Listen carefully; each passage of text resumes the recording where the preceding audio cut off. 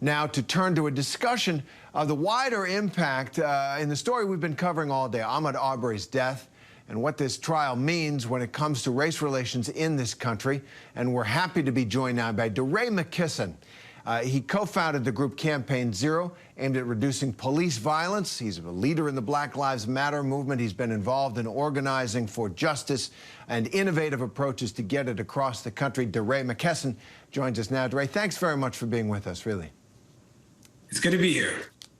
So let's just take a look at and take a step back from the trial today. We heard from police officers and we also heard from the defense as they try to poke holes in this case and try to present a different picture. Their argument essentially that these defendants were justified in what they did, fear of crime and the actions of the victim himself. So how, as you look forward, as you look at this case, how are you expecting the Black Lives Matter community to respond to this trial, guilty or not guilty? How closely do you think communities across America are watching this trial? Yeah, I think communities followed this so much when it happened. We all saw the video, and we all are still questioning what was the crime that Ahmaud apparently was engaged in. Nobody's been able to really answer that. But this is an interesting case for a lot of reasons. We saw Jackie Johnson, the prosecutor. She's being indicted. There are so few cases across the country where the prosecutor is actually being indicted for wrongdoing. But it's present in this case because she directed 2 police officers not to arrest one of the people who participated in the killing of Ahmaud Arbery. So that's one. The second is that remember that Georgia was the first state following the killing of Ahmaud Arbery to repeal its citizens arrest law, because that was a civil rights era law in Georgia that allowed citizens to arrest people if they saw a crime occurring in their presence. But again, with Ahmaud, the question is, what was the crime that he was even apparently engaged in?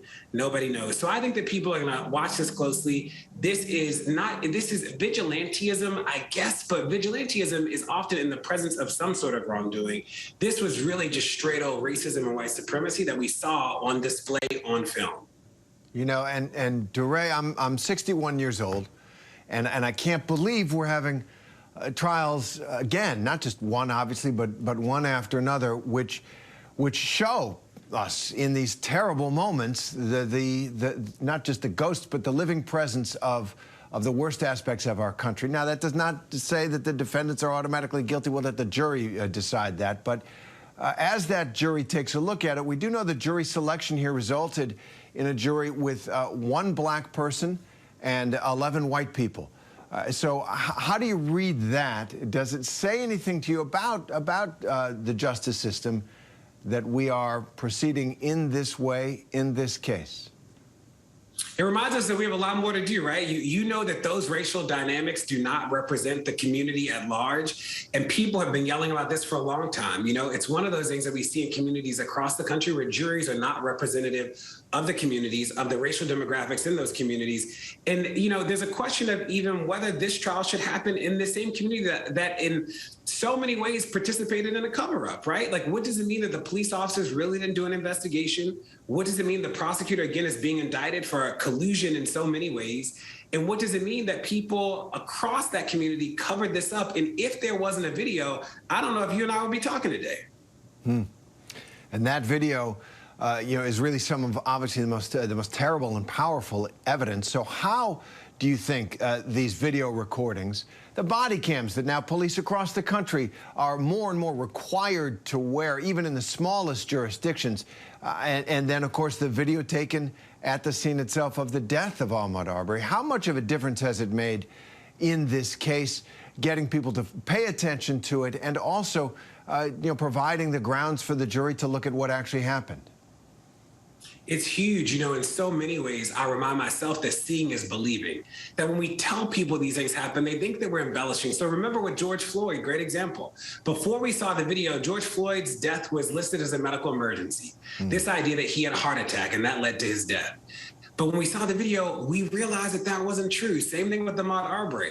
The story is black man running through neighborhood, engages in crime, community members who are worried about safety engage him and it ends in death. That is just not what we saw on the video. It's not. So I do think the videos actually help so many people who are slow to question. I think it helps them see that we've been telling these stories for a long time.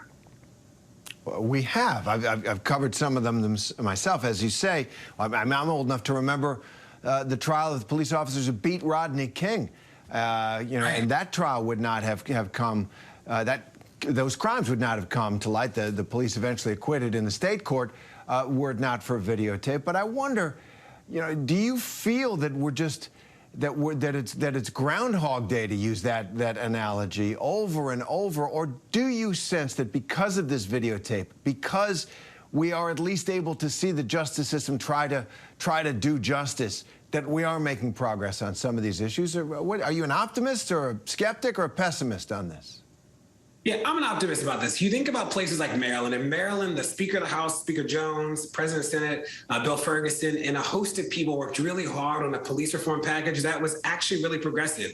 There are 22 states around the country that have state-level laws that protect the police. Maryland had the first one in 1975 and was the first to repeal it last year. So I think that there is real work happening across the country. Same thing with Breonna Taylor got killed, as you know. There are about 5 states that have introduced state-level laws that restrict the use of no-knock raids now. There are 19 states that restricted use of force in the past year. So I think it's happening. I think the hard thing about the criminal justice space, specifically with regard to police and these laws that encourage vigilantism, is that this is a state-by-state approach. The federal government just isn't the biggest lever here. And I think you see some states like Maryland, you see California, you see New York, you see some states really moving in a good direction. Even Virginia last year did some good stuff.